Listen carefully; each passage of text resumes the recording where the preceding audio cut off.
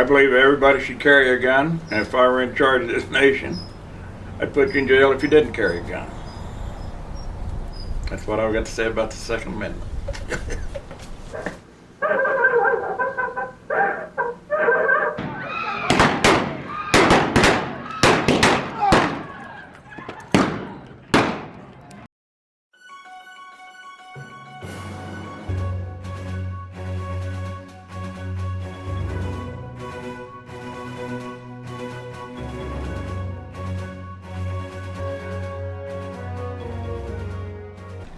The Second Amendment, what does it say and what does it mean?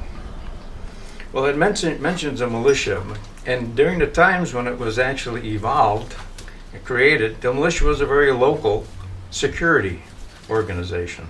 From that standpoint, I think it has still a meaning today. It's to protect. The Second Amendment was an outgrowth of Old English law, and essentially the purpose was to authorize, if you will, the creation of militias, which were small. We would probably try to equate it with an army. We had no standing army in those days.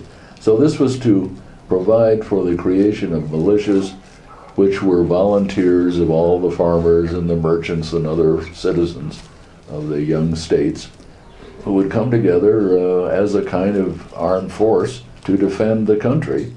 And The First Amendment is freedom of speech. The Second Amendment is right to bear arms. In my opinion, there would not be a First Amendment if we did not have the Second Amendment. That's what I With think. the longer-term development of our society, it has been misconstrued for necessity. We have a standing army, we have a navy, we have a Marine Corps, and it is no longer necessary for our freedom for everybody to be carrying a gun. To say we become a great nation and we have large armed forces, et cetera, doesn't necessarily supplant that requirement. We the people must have the right to bear arms to protect our family and our homes and our properties. Personally, I like the Second Amendment, and I know it says it has to do with a militia, but so far the Supreme Court has upheld the rights of individuals to own and carry firearms. And in my opinion, it's a good idea. I think the more armed the populace is, the less we have to fear from our own government. Well, the Second Amendment, you almost have to take it in the context and when it was written. And there was a great fight between states' rights and a strong national government. The right for a militia is really the way I see it. It was a way for smaller groups to not be dictated to by the large group, either an outside force or the federal government itself. I don't believe that the amendment as such was really safeguarding the right of every citizen to carry a gun, but the right of small groups to stand up for themselves, in particular state level governments, to form militias and not be dominated by larger forces.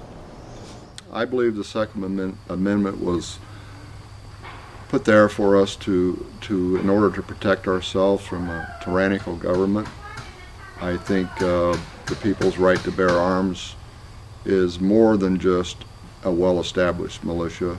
It does say the people. I think that we all have a right to bear arms. It is given to us with the Constitution because the Founding Fathers knew that if the government got to be like England had persecuted them, that they could not defend themselves unless they had arms. And I believe that is the reason for arms, is to defend yourself in case the government would want to come and take your gold, take your family, incarcerate you. So we need to have legalized guns.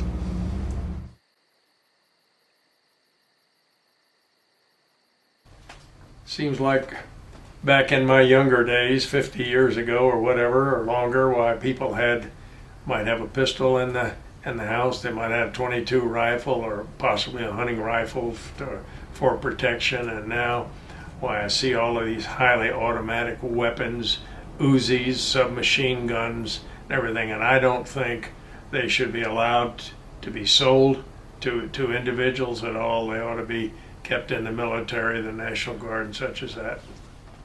Second Amendment, the right to bear arms, going again, I think everybody should have one. It's better than half the people having one and half of them not. I think everybody should have one. Well, there's no question that we have a bunch of cowards that obviously are legislators and Congress people and nationally elected officials when it comes to guns. They're afraid. They're afraid of the NRA. And the NRA can beat you. It has beaten hundreds and hundreds of people running for public office. That's how powerful they are. And they don't realize, the people that obviously support the NRA, that this is not about gun ownership. This is about the manufacturers of guns that control the NRA, and the NRA obviously is a mouthpiece for these manufacturers. It's about money. The Second Amendment preserves the right of American citizens to keep and bear arms. I think that the current controversy over the Second Amendment is a puzzle. The founding fathers of the country, I think, had it right, and for a couple of reasons, but probably foremost would be for the right of Americans to protect their family and loved ones and possessions against intruders in their homes, and also to prevent an overbearing federal government. Weapons, and particularly the weapons that are available today, the high-tech weapons that we have, give individuals and organizations extraordinary amount of power and control over others, and sometimes that is not a very safe thing to have. So I think we do need regulation of arms in today's world. My main issue is with the ability of an individual to walk into a gun store, buy a gun that has the capacity or the capability of firing 30 rounds in 20 seconds or whatever. And the fact we don't put any restriction on this. We don't need that kind of weapon to go hunting. It's stupid. No one wants the government to intrude on their perceived rights, but surely there's got to be some form of control.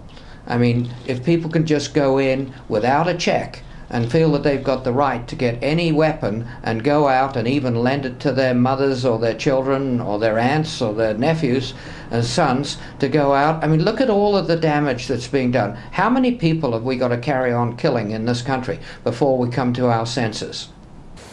A large faction of our populace now believes that amendment gives them the right to possess any and all weapons that are available. I disagree. I don't think the average citizen needs all the assault weapons that they think they do, and I'd be surprised if we ever do have that need. And but if the need arose, then I would probably be open to changing my mind. But at this point, I don't believe that's the intent, nor should be the practice. I think everybody should have the right to bear arms, and gun control is a necessary item, especially for the heavy equipment guns, like the grenade launchers and things like that. Those need to be in the hands of the military. Those don't need to be in the hands of a John Doe. As being a police officer for 24 years, I have no doubt, and I feel very strongly that there does need to be some gun control. I own several guns myself, but there's just some weapons out there that people just don't need to have. The only restriction that I can think of that they should have is that it can't remain unloaded. Should we be allowed to have bigger and bigger weapons, more powerful, more lethal weapons? What about assault rifles? Do we really need them? What about the size of a magazine? Do we really need 100 clips in a magazine? Could we have assault rifles? Could we have rocket launchers? Where the hell does it end? From the standpoint of working as an appellate judge, is that when people carry guns, have them readily accessible, they get into situations where they use them and people end up hurt or killed that would not otherwise happen but for the fact that they have a readily available gun. Not too often in my experience. In fact, I can't think of one instance where anyone stopped a crime with a gun that they were carrying. They usually end up committing a crime. Along the way, this country is going to have to decide what weapons do we want in the hands of just the normal citizens of this country. You want a bazooka in their hands? You want hand grenades? What kind of weapons do you really want to allow the public to have? Well, obviously, an AK-47 is a weapon of war, not a weapon of self-protection. And the carnage from this policy is becoming more severe each and every year and each and every day. Anything less than an ICBM is fine. Right? Does a person have a right to own a cannon? Well, I don't think even the head of the NRA would take that position. At least I don't think so.